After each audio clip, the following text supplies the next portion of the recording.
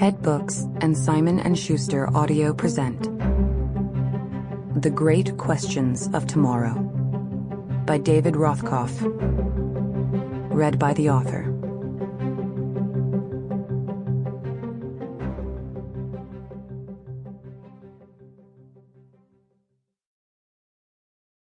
This book is dedicated to Carla and our never-ending conversation, which regularly explores great questions and constantly reminds me she is the answer to many of the most important ones.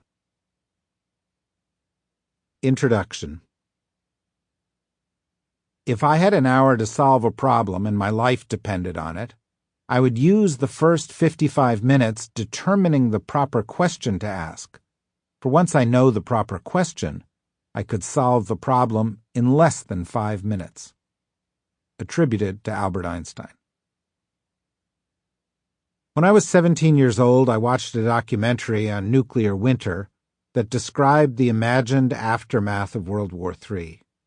Hundreds of millions were dead. Hundreds of millions more were displaced or starving or slowly dying of radiation poisoning. The summer day on which I was presented with all this was especially beautiful.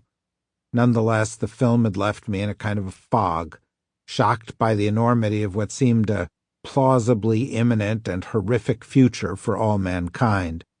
Catastrophe palpably loomed, even for leafy green Summit, New Jersey, prosperous, oblivious, and bathed in sunshine as it was. I went looking for my father. My father was a scientist. He had come to the United States in 1939 at the age of 13. He and his parents left one step ahead of the Nazis. Almost all the people in our immediate family, almost 36 people, were lost to the senseless horrors of the Holocaust.